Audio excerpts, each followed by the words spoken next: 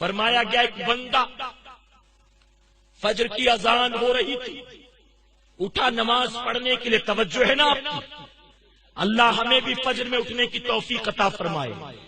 اذان کی آواز کانوں سے ٹکرائی، اٹھا بستر سے، چادر کو ہٹایا، بستر سے اٹھا، جا کر اس نے وضو کیا، اس کے بعد کپڑے تبدیل کیے، چینج کیا اور مسجد کی طرف چلا. ابھی چند قدم چلا تھا، اچانک ٹھوکر لگی، زمین پر گر گیا، ہاتھ پیر بھی میلے کچیلے، کپڑا بھی خراب. واپس گھر آیا، کپڑے بدلے، وضو کیا، پھر چلا مسجد کی طرف. دوبارہ وہاں پہنچا تو پھر ٹھوکر لگی، پھر گر گیا زمین پر منہ کے بل. اب تو ہاتھ پیر میلے کچیلے ہونے کے ساتھ چوٹ بھی آ گئی. پھر اٹھا، گھر گیا، گھر جانے کے بعد کپڑے بدلے، وضو کیا، تیسری بار نکلا اللہ کے گھر کی طرف. اب جب تیسری بار چلا، جہاں 2 بار ٹھوکر کھا کر گرا تھا، اب جب وہاں پہنچا، ایک آدمی اس کے لیے ہاتھ میں چراغ لے کر کھڑا تھا. چراغ لے کر کھڑا تھا. جب یہ قریب پہنچا تو وہ شخص چراغ والا کہنے لگا دیکھو سنبھلنا، پہلے 2 بار گر چکے ہو، اب مت گرنا، سنبھال کر آؤ. یہاں تک کہ دھیرے دھیرے راستہ دکھاتے دکھاتے مسجد تک لے گیا. وہ مسلمان نوجوان مسجد کے اندر گیا نماز کے لیے. راستہ بتانے والا باہر کھڑا. مسلمان نے کہا تم کیوں نہیں آتے نماز کے لیے؟ آؤ تم بھی نماز پڑھ لو. اس نے کہا کہ جاؤ آپ نماز پڑھ کر آؤ، میں یہیں آپ کا ویٹ کرتا ہوں. اس نے کہا کیوں آپ نماز نہیں پڑھتے؟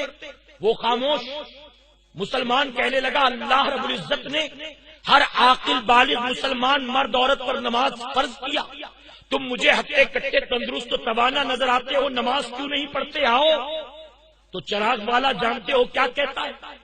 چراغ والا کہتا ہے کہ سنو، نہ میں مسلمان ہوں اور نہ میں انسان ہوں، بلکہ میں تو شیطان ہوں.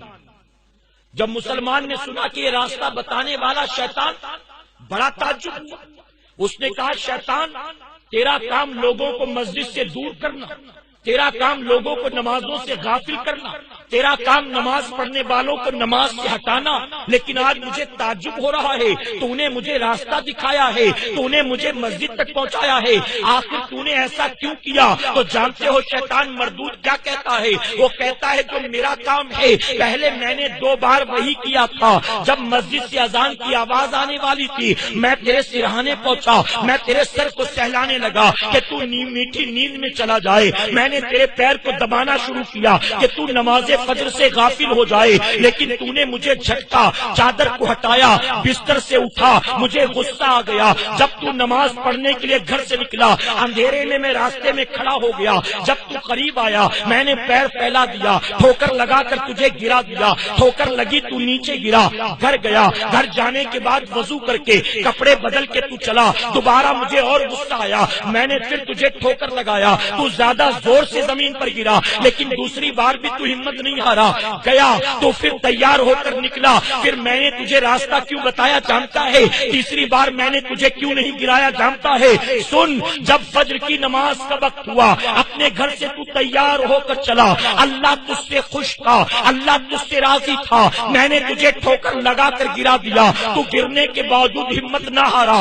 گھر گیا، تیار ہو کر چلا. اس پر اللہ ایسا خوش ہوا، ایسا خوش ہوا کہ تیرے اس عمل کی بنیاد اللہ نے تیری مغفرت فرما دی ہے. اب جب تیری مغفرت ہو گئی، میرا غصہ میرا پارا چڑھ گیا، مجھے اور غصہ آ گیا. میں تو نماز سے روکنے آیا تھا، یہاں تو تیری نجات ہو گئی، اس لیے میں نے تجھے دوبارہ زور سے گرایا. جب دوبارہ گرنے کے بعد تو تیار ہو کر نکلا، اللہ کو تیرا یہ عمل اتنا پسند آیا، اتنا پسند آیا، اللہ نے فوراً تیرے ماں باپ کی مغفرت فرما دی ہے. اب میں گھبرا گیا کہ پہلی بار گرا تو تیری نجات ہو گئی، دوسری بار گرا تو تیرے ماں باپ کی نجات ہو گئی. اب فائدہ تجھے گرانے میں نہیں ہے، بلکہ تجھے مسجد میں پہنچانے میں ہے. تو مسجد میں جا کر نماز پڑھ لیتا، یہی اچھا تھا. میں نے روک کر تیرے لیے خامخواہ میں اپنی پریشانی کا سامان کیا. اب تیسری بار جب تو آیا تو میں نے چراغ اس لیے دکھایا. اب میں تو نہیں گرانے والا تھا، لیکن مجھے یہ ڈر تھا کہیں تو خود بخود ٹھوکر کھا کے نہ گر جائے.